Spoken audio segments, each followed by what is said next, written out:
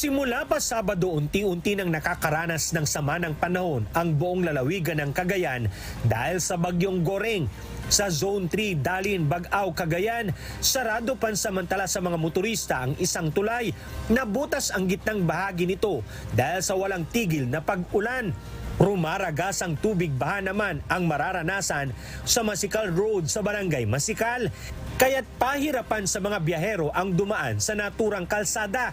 Sarado rin ang daan ng Abaryongan Ruar going to Abaryongan Oneg at Tamoco Balagan Abaryongan Ruar, maging ang Kalapangan Bridge sa bayan ng Santo Niño, Cagayan. Unti-unti na kasing natitibag ang lupa sa gilid ng tulay na lubhang delikado para sa mga motoristang dadaan dito.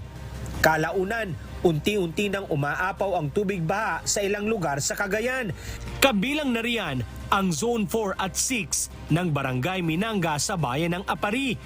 Gayon din ang Barangay Kaliluan, Ubong at Karilukod sa bayan ng Sulana kasama na ang Western Sulana Public Market.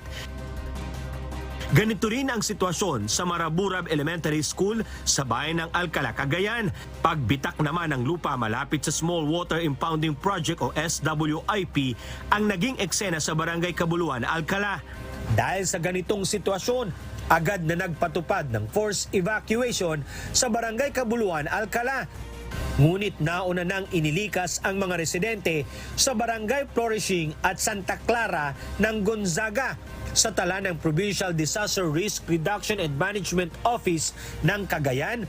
548 na pamilya ngayon ang nasa iba't ibang evacuation center, katumbas ito ng mahigit 1,489 na individual. Sinabi ni Ginoong Roeli Rapsing, unti-unti nang nakakaranas ng pagbuti ng panahon ang Cagayan simula kagabi. Pero nananatili pa rin na nasa mga evacuation centers ang mga pamilyang apektado. Dahil dun sa banta ng rain-induced landslide, sa mabilis na saturation at sa dami ng binuhos na ulan, they opted na i-evacuate yung mga tao nila. And then there are some flood ang reason ng evacuation. These are municipalities of Santa Ana, Santa Ana, Gonzaga, Igig, and Ballesteros.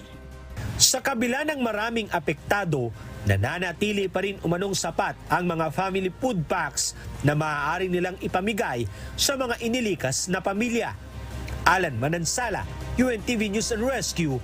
Diyos ang aming sandigan, serbisyo publiko ang aming pinahahalagahan.